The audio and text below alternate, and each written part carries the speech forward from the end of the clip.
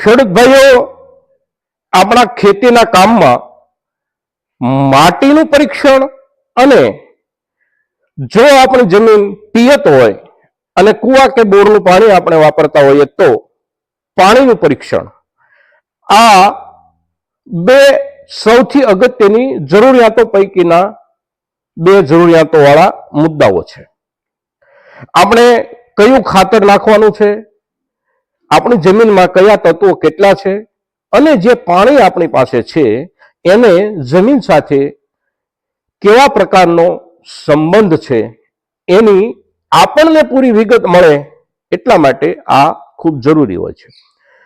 અને જમીન અને પાણી આ બંનેના પરીક્ષણની જે સિસ્ટમ આપણે ત્યાં છે એ સિસ્ટમ વિશે વાત કરવાની કેટલાક ખેડૂત મિત્રો તરફથી વારંવાર સૂચના આવે છે, એટલે આજે આપણે આ એક વિડીયો એના પર બનાવી રહ્યા છીએ મિત્રો. તો પૂરી માહિતી માટે આ વિડીયોમાં બન્યા રહેજો.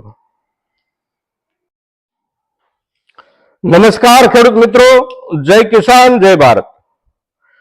ખેડૂત મિત્રો, આપણે ખાતરની વાત કરતા રહીએ છીએ, કયું ખાતર કયા પાકમાં એની પણ વાત કરતા રહીએ છીએ. પણ આજે એક અગત્યની ચર્ચા આપણે જે કરવાની છે એ છે આપણી જમીનનો પ્રકાર અને કયા પોષક તત્વોનો એમાં કેટલો જથ્થો છે અને એ પોષક તત્વોની આપણા પાકને, આપણા છોડને કેટલી જરૂરિયાત હોય છે, જરૂરિયાતના હિસાબથી એમાં કેટલી ઘટ હોય છે, અગર તો કયા પોષક તત્વો આપણા માટીમાં પૂરતા પ્રમાણમાં છે એની માહિતી જ્યારે વિકસેલા વિજ્ઞાન તરફથી આપણને પૂરેપૂરી મળી રહે છે ત્યારે આપણે એનો લાભ લેવો આ બહુ અગત્યનું છે મિત્રો. તો જોઈએ આપણે મુદ્દા વાઇઝ કે કેવી રીતે આપણે એનો લાભ લઈ શકીએ છીએ અને એની જાણ આપણને થાય ત્યાર પછી આપણા કામમાં કેવી રીતે અને કેવા ફેરફારો આવી શકે છે. સૌથી પહેલા આપણે સામાન્ય રૂપમાં સમજીએ છીએ કે આપણા વનસ્પતિને, આપણા છોડને 4 મુખ્ય પોષક તત્વોની જરૂરિયાત હોય છે: નાઇટ્રોજન, ફોસ્ફરસ, પોટાશ અને સલ્ફર. સલ્ફર એટલે કે ગંધક. 6 ગૌણ તત્વોની જરૂરિયાત હોય છે, એ ઝીંક હોય, ફેરસ હોય, બોરોન, મેગ્નેશિયમ, મેંગેનીઝ અને મોલિબ્ડેનમ.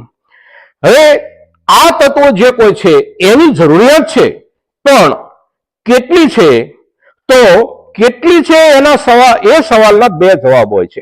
એક જવાબ એ હોય છે કે આપણું વાવેતર કયું છે અને બીજો જવાબ એ હોય છે કે આપણી જમીનનો પ્રકાર કયો છે. હવે વાવેતર, માની લો કે આપણું મગફળીનું છે તો એને નાઇટ્રોજનની જરૂર કેટલી, કપાસનું છે તો એને નાઇટ્રોજનની જરૂર કેટલી, આ બધા પાકોની જે તે પોષક તત્વોની જરૂરિયાત અલગ અલગ પ્રકારની હોય છે.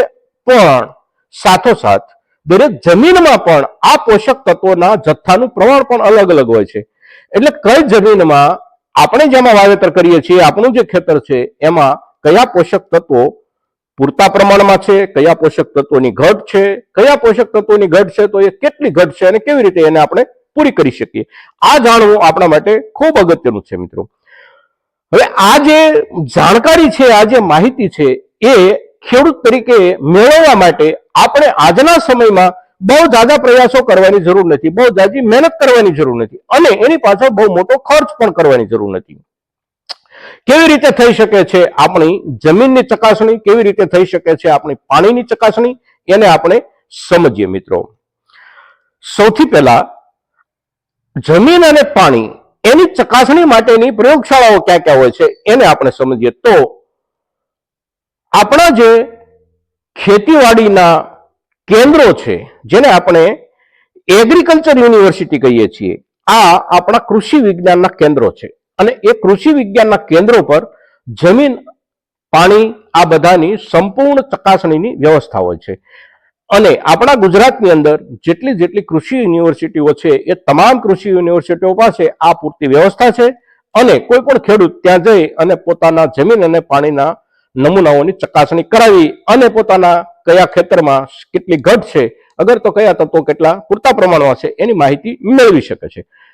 હવે જ્યારે આપણે યુનિવર્સિટીની વાત કરીએ છીએ ત્યારે યુનિવર્સિટીના કેન્દ્ર સુધી આપણે નથી જવું, તો એના માટેનો બીજો પણ એક સરળ રસ્તો છે આપણી પાસે, અને એ છે આપણા જીએસએફસીના ડેપો. Gujarat State Fertilizer and Chemicals Limited, કે જેના ખાતરો આપણે મહત્તમ વાપરીએ છીએ, આ જીએસએફસીના વેચાણ કેન્દ્રો દરેક તાલુકાની અંદર એક જીએસએફસી ડેપો આપણે ત્યાં ગુજરાતમાં ફરજિયાત છે.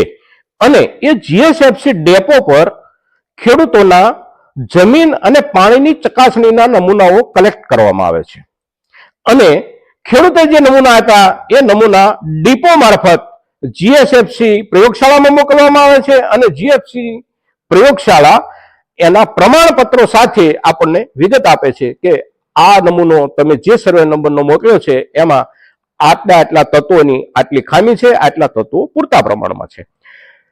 હવે એની ફી કે એનો ખર્ચ કેવો હોય છે અને કેટલો હોય છે? તો સામાન્યપણે આપણે માત્ર માટીનો નમૂનો પરીક્ષણ માટે મોકલવો છે તો એની ફી એક સર્વે નંબર પૂરતી 160 રૂપિયા છે. માટી અને પાણી બંનેના નમૂના આપણે મોકલવા છે તો એ બંનેના સંયુક્ત નમૂના જ્યારે આપણે મોકલીએ છીએ ત્યારે એની સંયુક્ત ફી છે 220 રૂપિયા.